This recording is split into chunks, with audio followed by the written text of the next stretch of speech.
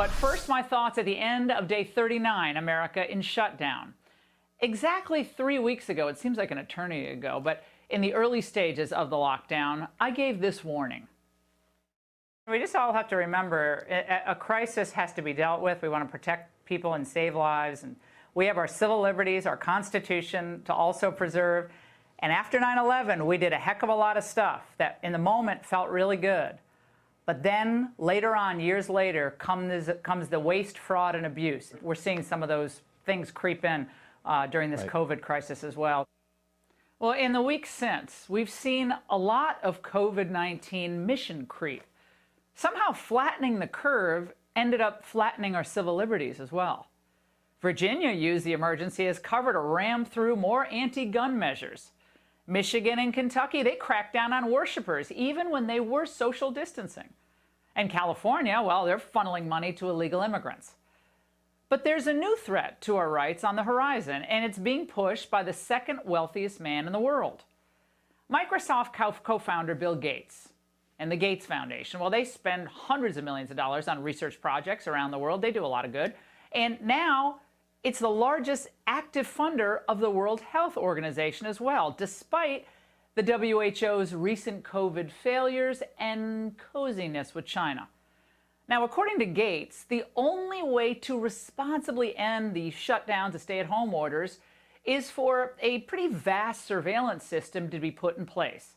Writing in the Washington Post, the United States can follow Germany's example, interview everyone who tests positive, and use a database to make sure someone follows up with all their contacts. Well, of course, he insists this will all be voluntary. You choose whether you download the digital tools onto your cell phone.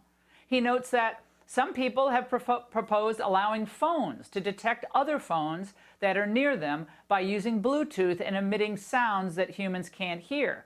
And if someone tested positive, their phone would send a message to other phones, and their owners could, go get tested. Well, how this information would be stored, whether it would be stored, and to whom it would be accessible, I mean, it's anyone's guess. We don't know any of this yet. Well, in a perfect world, perhaps this would all work seamlessly, with no abuses and no misuse of our medical data. But there are profound questions involved here, including the damage that would be done to America if we really can't even open this up until an army, as they call it, of tracers and technology was put in place. Is any of this even feasible? Now, one would think that given all the issues floating out there, that journalists would have at least a few questions, some curiosity about how any Gates-approved tracing and digital tracking system, whatever you want to call it, how it would all be implemented. Well, not so much curiosity. If ramped-up testing will be crucial for reopening our economy, so will something called contact tracing. Contact tracing is the good old-fashioned detective work, long part of smart public health planning. It's absolutely critical to stopping new infections. Well, the Ingram angle is asking some hard questions here. It all sounds fine on the surface.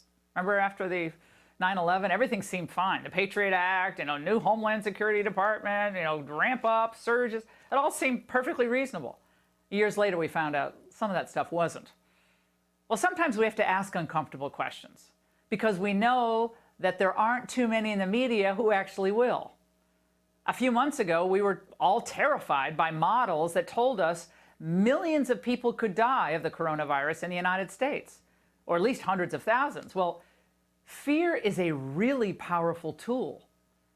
And is it really true now, as some in the medical establishment are arguing, that it will be unsafe to work or to travel or go to church or a ball game unless we give up our personal data?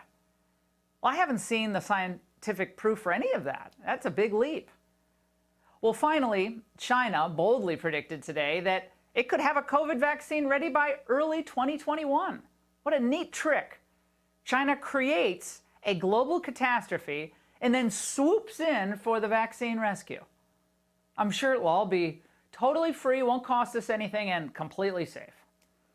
But remember, the pro-China elites in the press, they see China as an example to emulate, never really a threat to our freedom and security.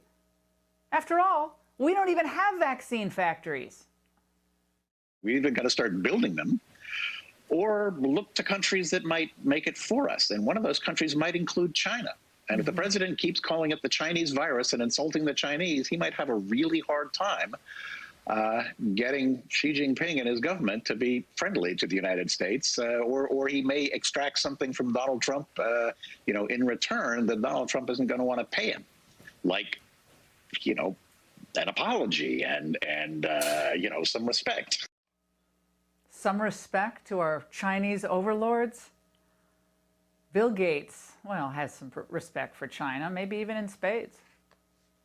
China took the situation in Wuhan, and by extreme interventions in terms of reducing movement, they were able to crush that epidemic. Now that China's mostly back at work, some of the critical supplies, having China participate in providing those could make a huge difference. Hey, Bill, China locked people in their apartments, essentially. Scientists disappeared.